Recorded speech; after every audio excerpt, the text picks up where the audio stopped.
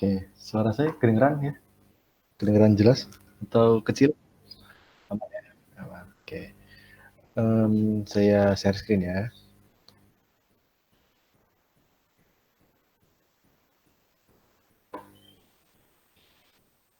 Oke, sudah kelihatan? Oke.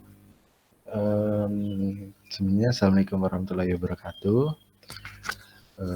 Perkenalkan ya, tadi sudah diperkenalkan, saya perkenalkan lagi, nama saya Hanif Insan Ilman. Di sini saya akan sharing sedikit mengenai proyeksi perencanaan keuangan ya. Di sini perencanaan keuangan ini sebenarnya sangat luas ya, apalagi untuk bisnis gitu kan, sampai ada jurusannya sendiri mengenai manajemen keuangan. Seperti itu. Nah, saya di sini tidak se-expert jurusan mungkin akuntansi mungkin ya, cuma di sini saya akan sharing mengenai proyeksi keuangan dari background saya ya, teknik industri seperti itu. Mungkin lanjut saja. Ini ada agenda yang akan saya bahas mengenai bagaimana tahapan-tahapan dalam menyusun perencanaan keuangan untuk sebuah bisnis. Yang pertama ada fundamental, nanti bisa dilihat itu ada kenapa, alasannya, terus ada tujuan, terus nanti ada 5W1H, kemudian nanti baru dilanjutkan ke identifikasi cost, kemudian nanti untuk menentukan harga, kemudian nanti bagaimana cara membaca laporan keuangan, ada profit and loss, cash flow, balance sheet, dan apa perbedaan dari tiga tersebut. Dan yang terakhir adalah visibility study dari sebuah bisnis, kira-kira bisnisnya layak atau tidak. Nah, mungkin kita lanjut masuk saja ke yang pertama. Sebenarnya gampang ya fundamental dari sebuah bisnis gitu ya, yaitu kalian harus paham dulu bisnis Anda gitu ya.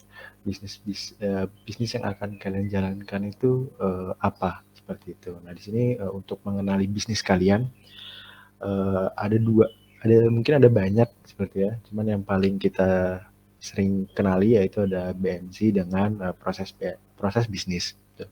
Nah, untuk ini kita akan membahas BMC.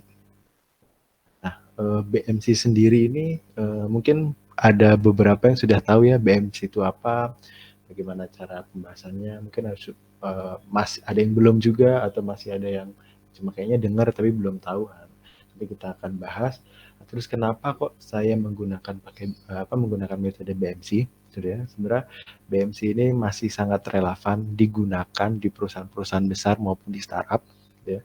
Perusahaan Telkom saja masih menggunakan BMC untuk kegiatan bisnisnya, dan startup juga digital segala macam itu juga masih menggunakan BMC. Nah, BMC ini ada 9 blok ya, ada 9 blok. Mulainya dari mana? Mulainya biasanya dari customer segment. Jadi ada dua cara, bisa mulai dari customer segment dulu atau dari value proposition dulu. Nah, biasanya itu dimulai dari customer segment. Kenapa? Karena kan kita mau membuat bisnis ya, mau membuat sebuah startup atau membuat sebuah perusahaan gitu kan. Nah, kita kalau membuat bisnis itu pasti mula-mulanya itu harus dari masalah ya kan, atau ya pokoknya dari masalah gitu kan. Nah, masalah itu akan diidentifikasi kira-kira siapa nih customer segmentnya gitu. Jadi biasanya kalau misalnya mulai dari masalah, biasanya mulainya dari customer segment. Kalau misal dari value proposition yang sudah jalan gitu. Kemudian cara kita pakai cara pertama customer segment, kemudian kita mulai dari value proposition, kemudian kedua yang selanjutnya dari customer relationship, channels, kemudian dilanjut sama key activities, key resource, terus kemudian key partner, baru deh untuk cost structure sama revenue stream. Nah, di sini kan sebenarnya ada 3 blok ya, ada 3 warna. Di sini ada orange, hijau, biru gitu ya. Di sini menandakan bahwa eh, apa namanya ada sebuah perbedaan gitu ya. Di sini itu tempatnya kita atau sebuah perusahaan untuk menggali si value proposition ini. Kemudian yang kanan ini bagaimana kita memberikan value proposition ini kepada si customer segment. Nah, nanti kita akan bahas apa saja dari masing-masing setiap blok, fungsinya apa saja, tujuannya apa saja, dan keywordnya apa saja. Seperti itu. Kita lanjut ke pertama tadi ya, customer segment.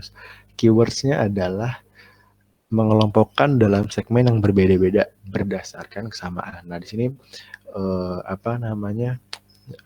harus dulu atau penting banget untuk menentukan customer segment. Kenapa? Karena nanti akan berdampak pada masing-masing blok, 9 blok tadi ya. Gitu.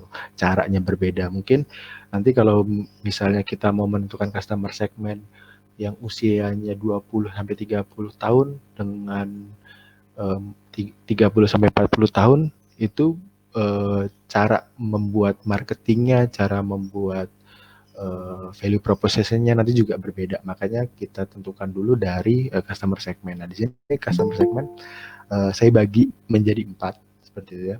Ada demografis, ada geografis, ada psikografis, sama kepercayaan.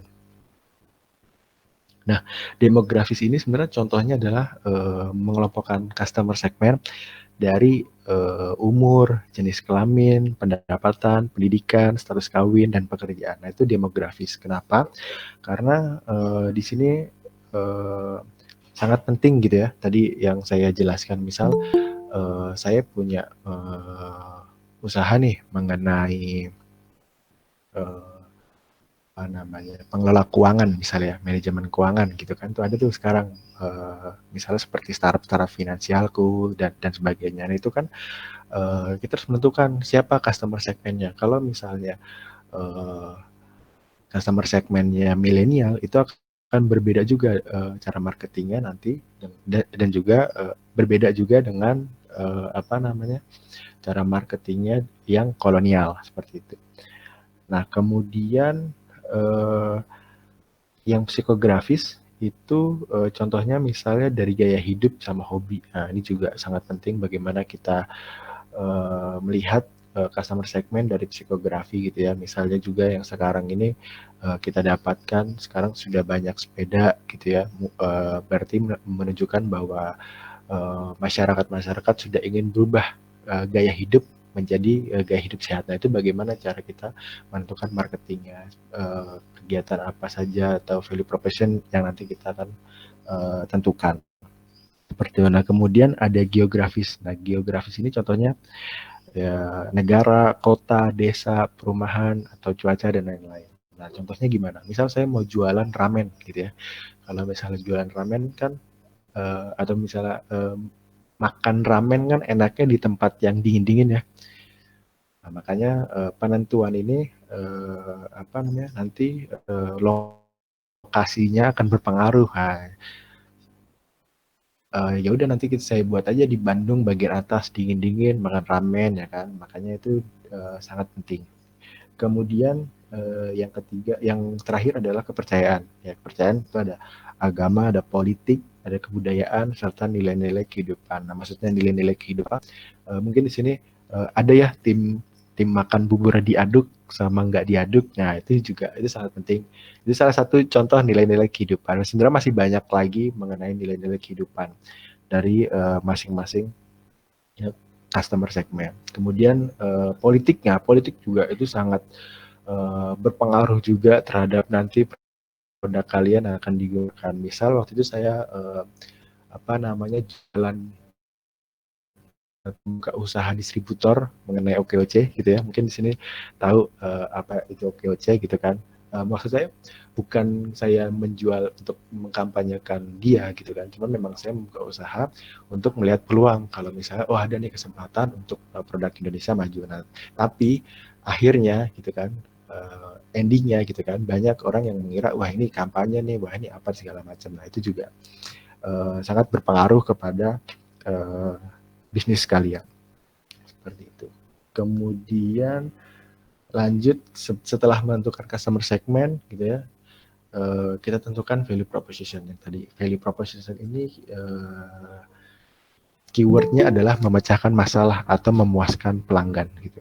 Cuma tidak hanya memuaskan pelanggan, sekarang tuh sudah sampai ke tahap kita melebihi ekspektasi dari pelanggan gitu. Bagaimana kita menawarkan value proposition itu kepada masyarakat dengan syarat kita bisa melebihi ekspektasinya dia gitu. Makanya gambarnya itu kado gitu ya.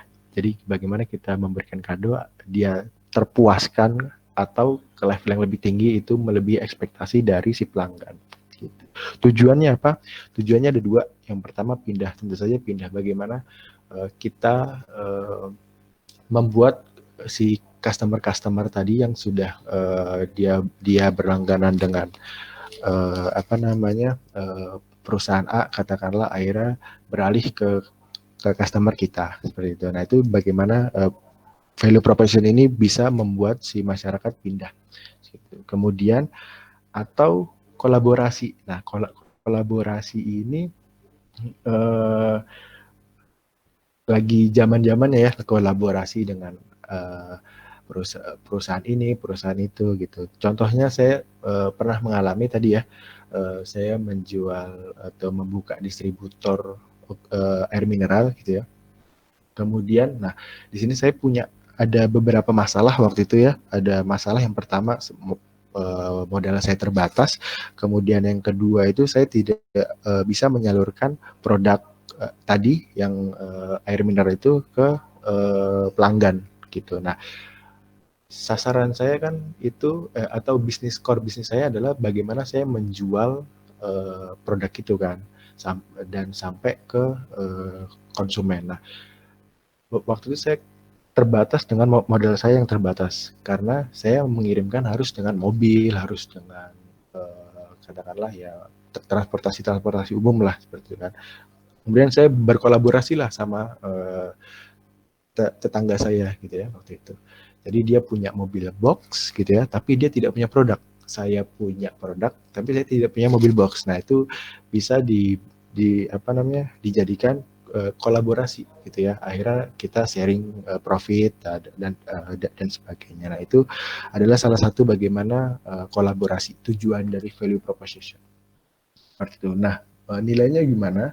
Apa yang mengandung harus value proposition? Ya pertama kita yaitu sifat baru gitu ya. Bagaimana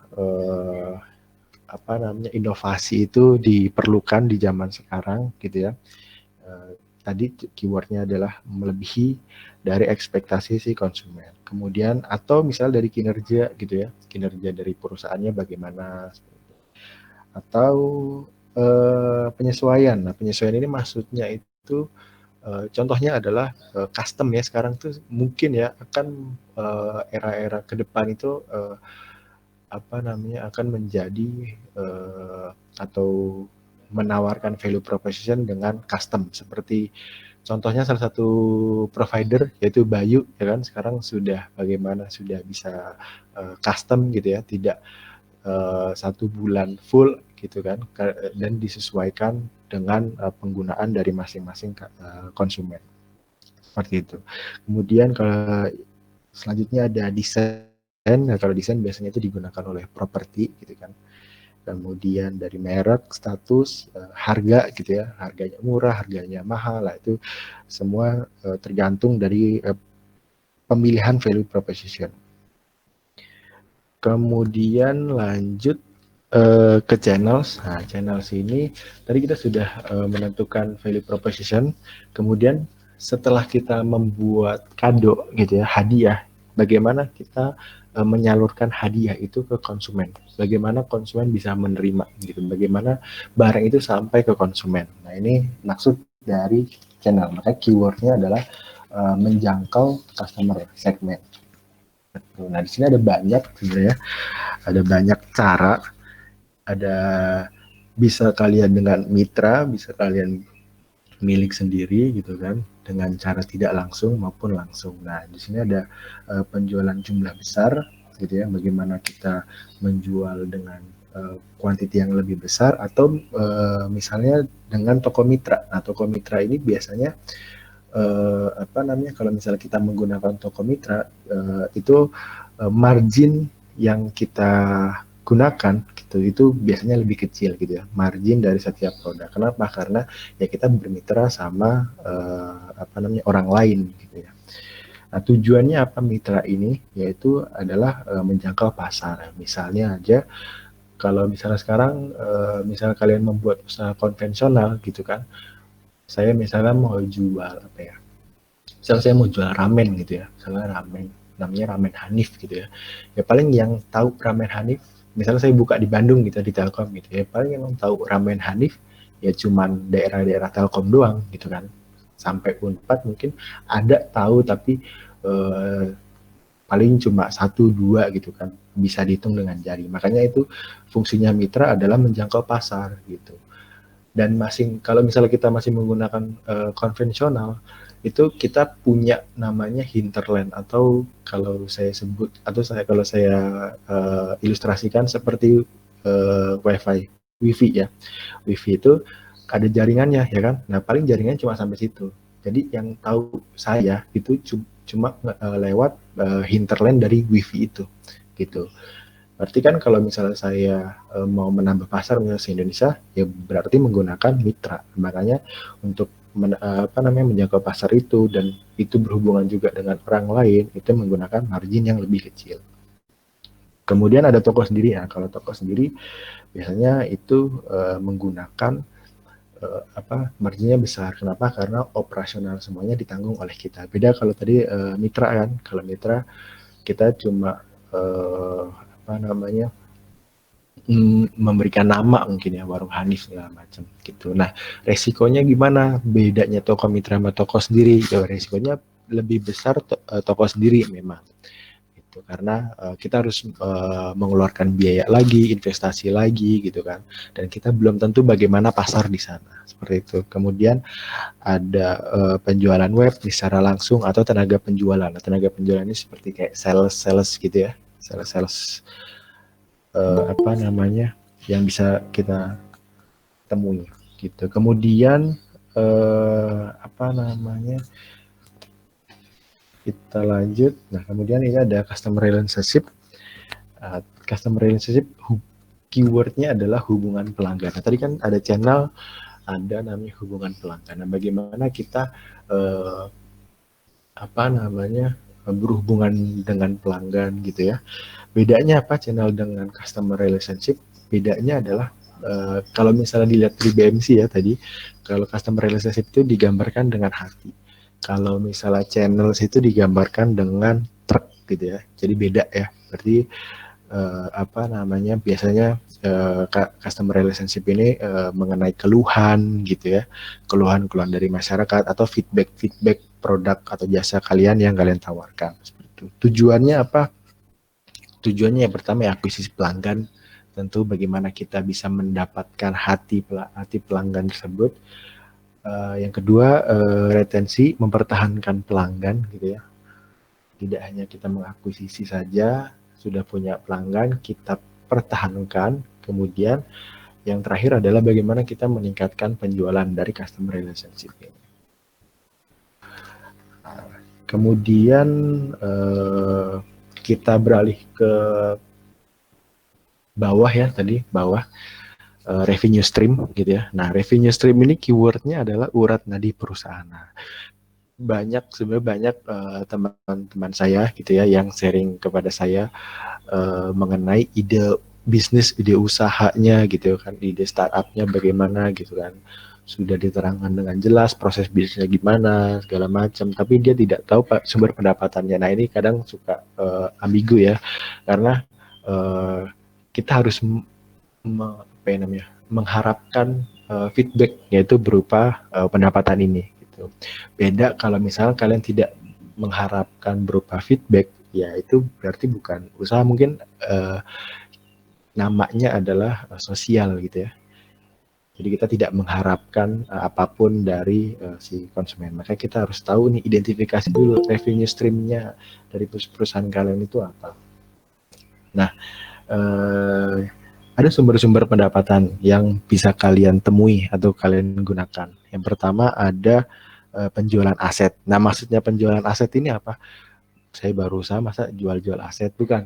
Penjualan aset, jadi aset itu sebenarnya ada dua, dibagi ada dua, ada aset lancar dan aset tidak lancar. Nah, aset tidak lancar itu ya seperti bangunan, seperti mobil gitu ya, seperti apalagi motor, kecuali kalau misalnya usaha kalian jualan mobil. Nah, itu mobil itu berarti masuknya aset tidak lancar. Aset lancar seperti itu. Nah, bedanya apa aset lancar dengan aset tidak lancar? Kalau aset lancar itu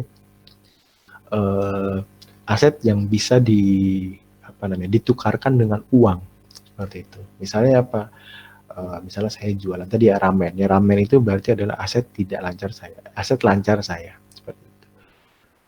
Atau bisa juga kita sebut aset lancar itu likuiditasnya tinggi. Nah, likuiditasnya itu maksudnya apa? Likuiditas itu ya tadi ya bisa berubah gitu ya, bisa berubah sesuai dengan bentuknya gitu ya. Tadi misalnya saya punya mobil, karena saya mau jualan mobil, saya jual, ya berarti saya dapat duit. Nah, itu berarti likuiditasnya tinggi. Beda kalau misalnya saya saya punya bangunan misalnya, saya mau atau mesin gitu ya untuk produksi saya, terus saya jual. Nah, itu kan sulit, butuh waktu. Walaupun bisa, tapi butuh waktu. Nah, itu biasanya dikelompokkan dari aset tidak lancar. Kemudian ada biaya penggunaan. Nah, biaya penggunaan ini itu biaya yang digunakan oleh si konsumen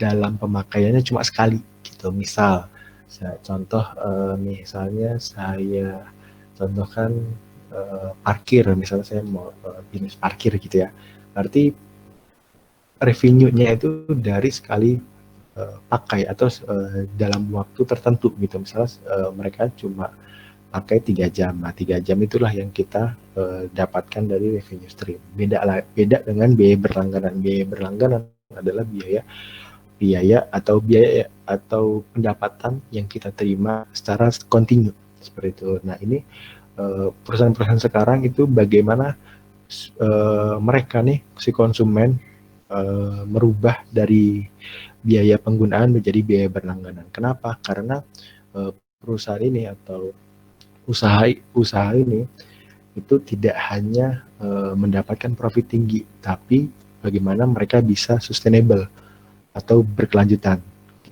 Nah, itu sangat penting. Walaupun biaya berlangganan itu kadang lebih rendah daripada biaya penggunaan gitu, tapi yang terpenting adalah mereka dapat hidup gitu ya, dapat sustain dari waktu ke waktu. Kemudian yang ketiga ada pinjaman atau penyewaan. Nah, pinjaman atau penyewaan ini ya biasanya kalau pinjaman ya bank nanti pendapatannya dari mana ya dari bunga. Gitu.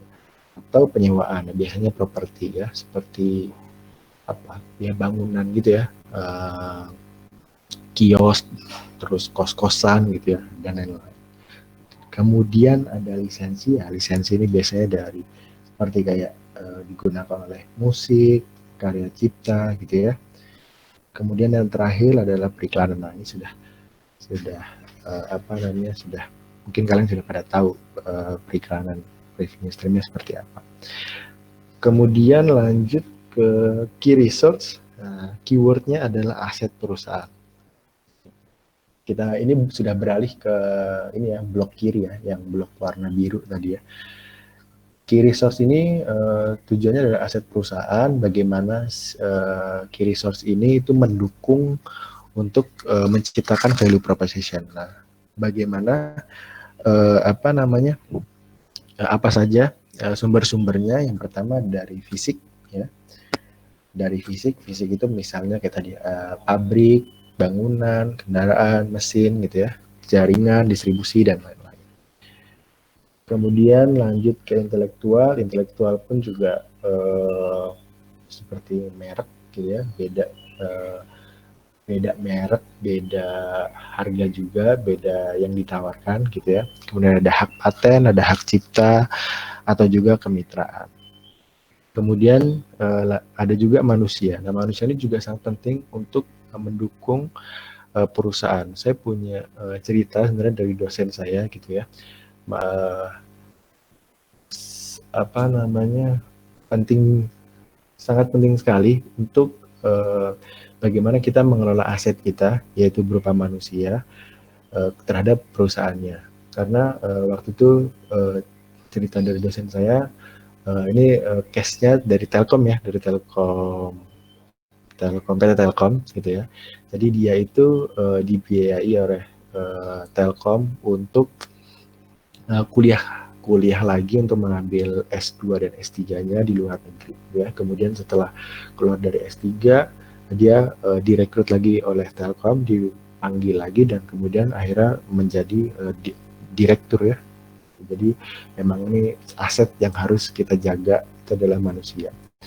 Dan saya juga punya pengalaman juga untuk manusia, karena sulit juga untuk menentukan aset ini gitu ya, karena waktu saya juga buka usaha kecil-kecilan gitu ya, kayak depot isi ulang gitu ya, itu pun juga yang saya tidak punya adalah manusia. Jadi akhirnya usaha saya tutup gitu ya, karena saya tidak punya aset yang penting. Aset yang sangat penting adalah manusia, penggerak dari perusahaan saya. Nah, kemudian yang terakhir adalah finansial. Nah, bagaimana kalian mendapatkan value proposition ini? Nah, biasanya dari finansial ini ya, kalian mau dapat dana dari mana nih, gitu kan?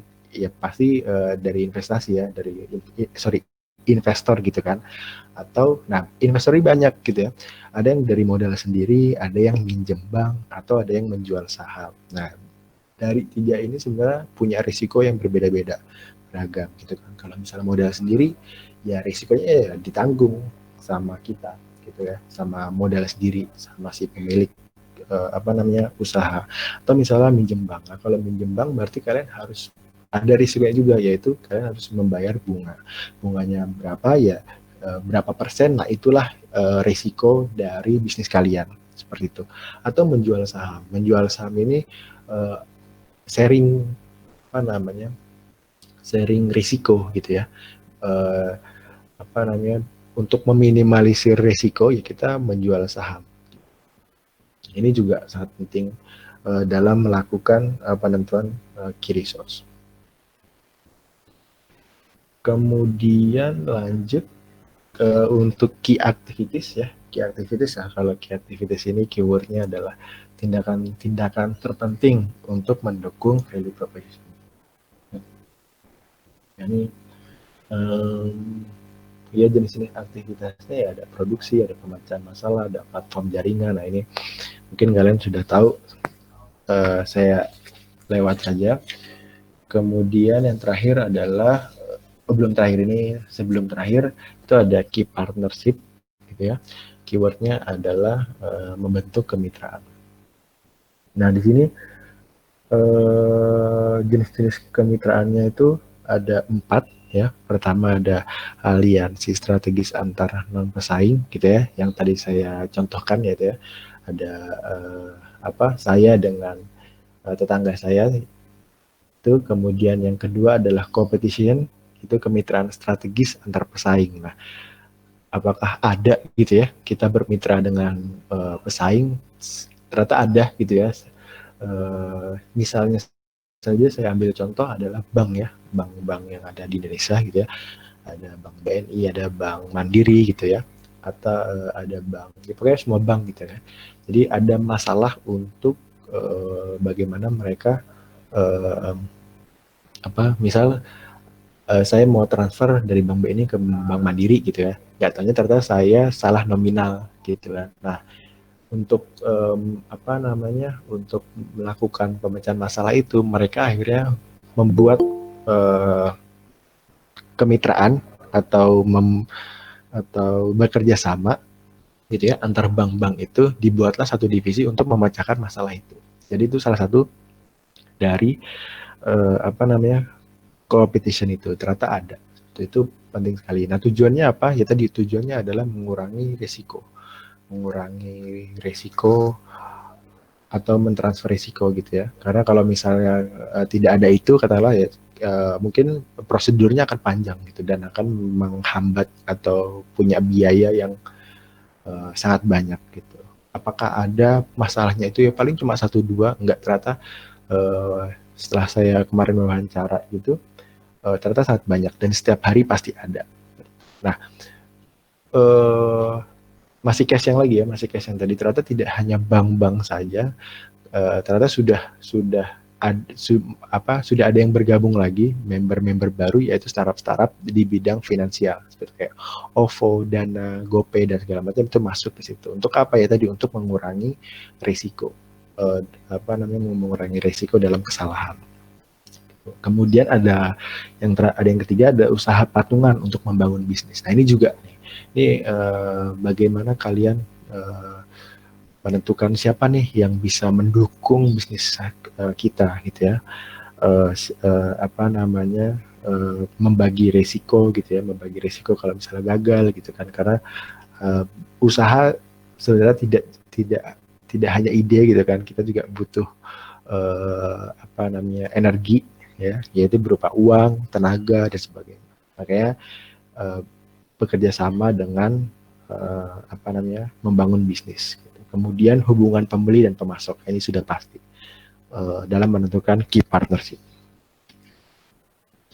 Kemudian, nah yang terakhir adalah cost structure. Nah ini keywordnya ini biaya-biaya yang dikeluarkan untuk mengoperasikan perusahaan, apa saja yang perlu dikeluarkan oleh si perusahaan. Nah ini ada dua sebenarnya untuk menentukan cost structure, itu kalian mau terpacu dengan biaya atau terpacu dengan nilai. Bedanya apa? Kalau misalnya kalian terpacu dengan biaya,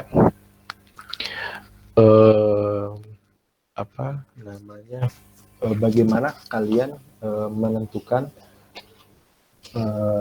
biaya-biaya tersebut untuk membangun bisnis.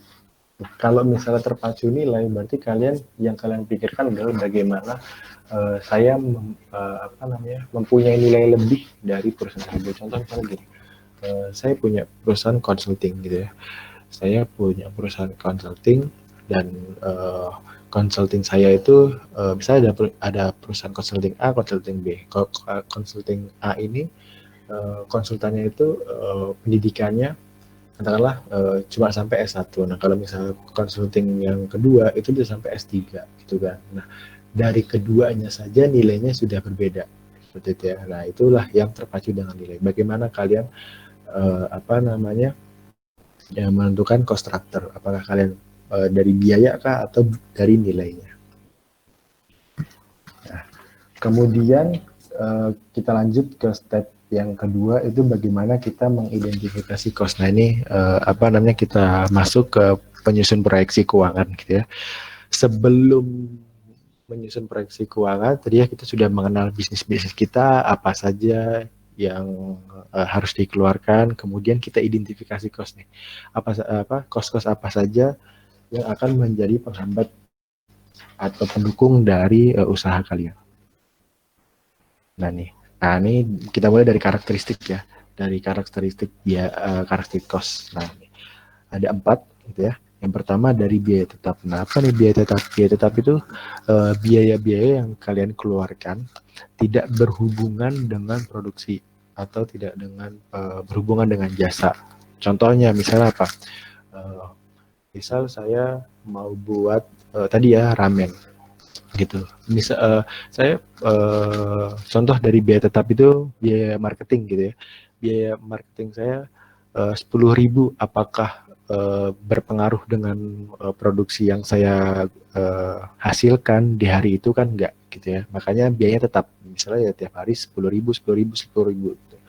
Atau misalnya gaji pegawai gitu ya. Gaji pegawai misalnya gaji pegawai ya.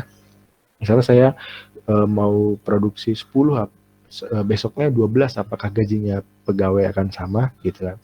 Nah, itulah biaya tetap. Nah, kalau biaya variabel adalah biaya-biaya yang berhubungan dengan produksi. Contohnya apa? Misalnya gaji pegawai. Loh kok gaji pegawai ya? Misalnya ini gaji pegawainya beda nih. Pegawai misalnya buruh. Nah, misalnya buruh nih. Misalnya buruh katakanlah satu satu hari saya mau produksi 10, itu harus memerlukan 10 buruh gitu kan. Kalau misalnya besoknya ada produksi lagi nih sampai 20.000, tapi maksimal satu buruh itu cuma satu produk ya, berarti harus menambah. Nah itulah namanya variable cost. Jadi berhubungan dengan produksi seperti itu. Nah, itu biaya variabel.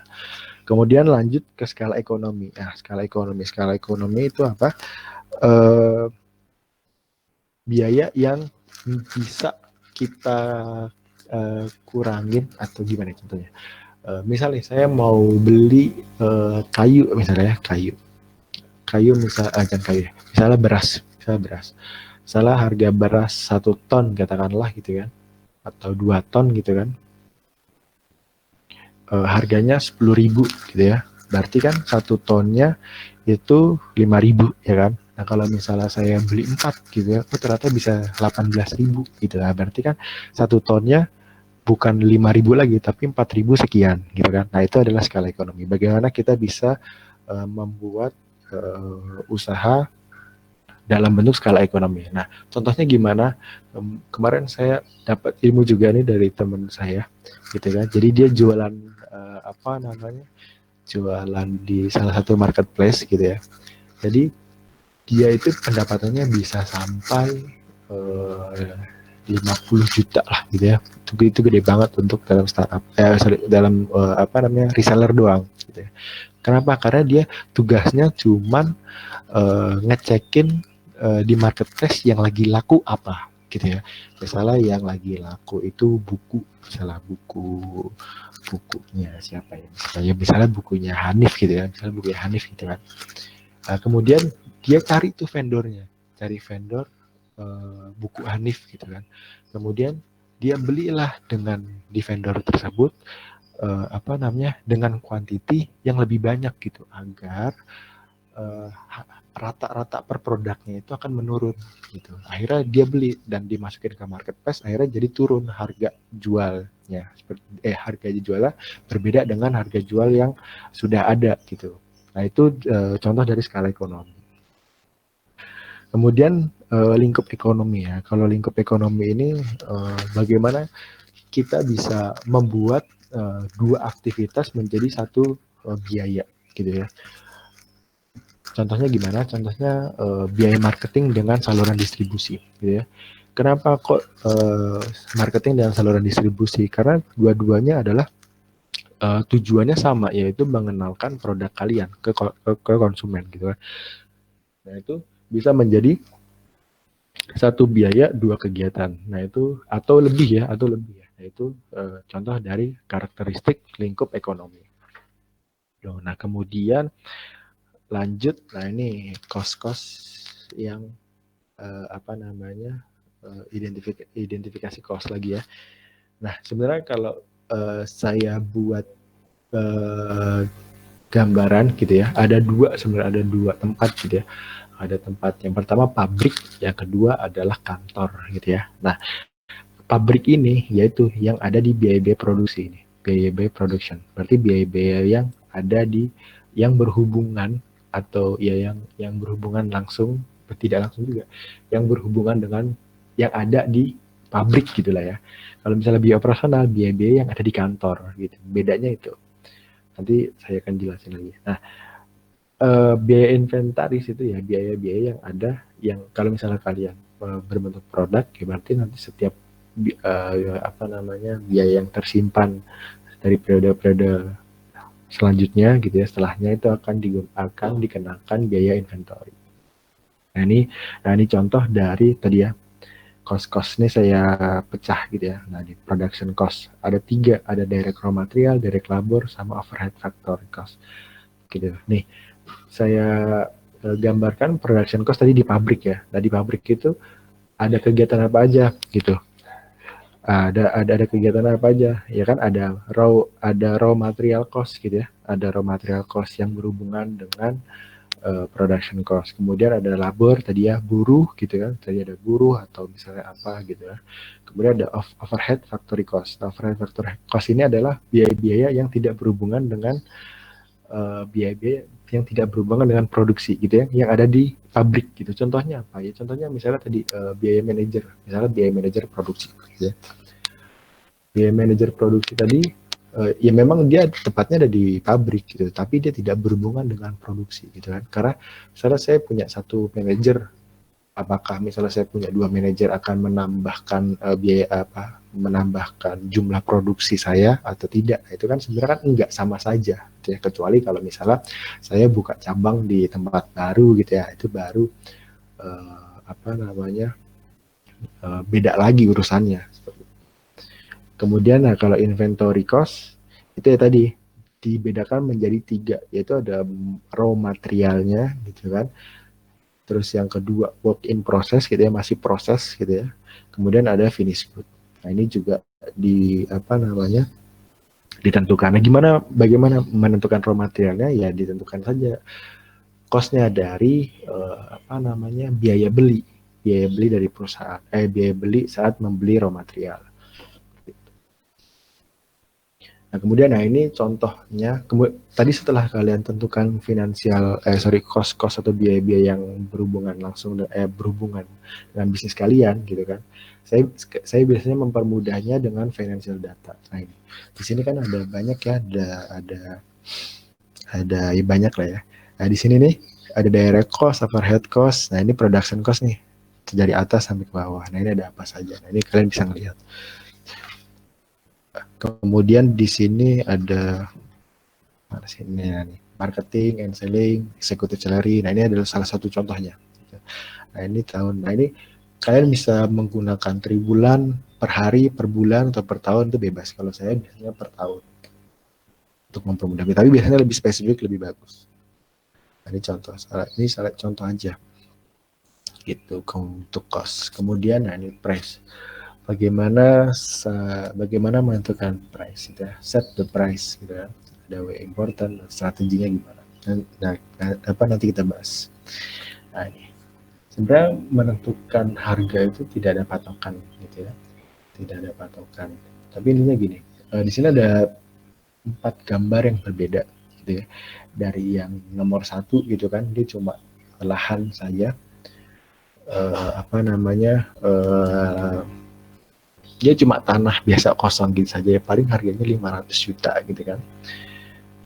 Nah, kemudian yang kedua yang tadinya tanah gitu kan, ternyata saya kasih apa ini namanya nih, saya lupa, jarak atau ini apa namanya, batas antara tanah gitu. Tadi ya 500 juta, saya tahu biaya mengeluarkan ini, pembatas ini itu misalnya 20 juta, tapi kalau misalnya kita jual itu bukan 520 juta, tapi malah 540 juta. Nah itu akan menambah. Kenapa? Karena kalian menawarkan value gitu. Karena kalian menambahkan value dari apa namanya si produk tersebut gitu. Beda lagi dengan nomor 3 gitu.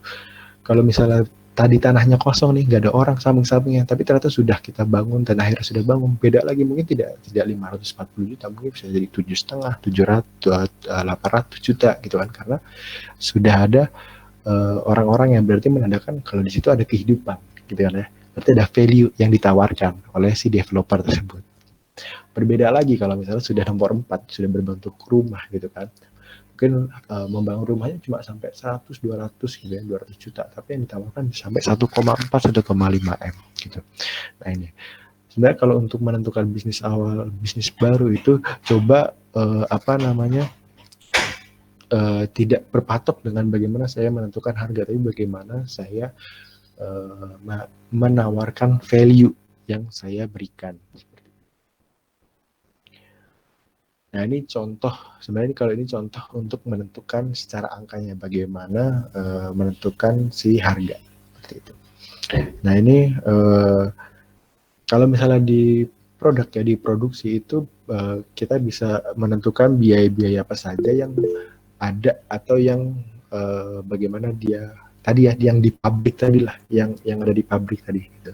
Nah ini ada apa namanya, direct material, ada listrik segala macam gitu kan, kemudian ditotalkan gitu kan, ternyata dari total ini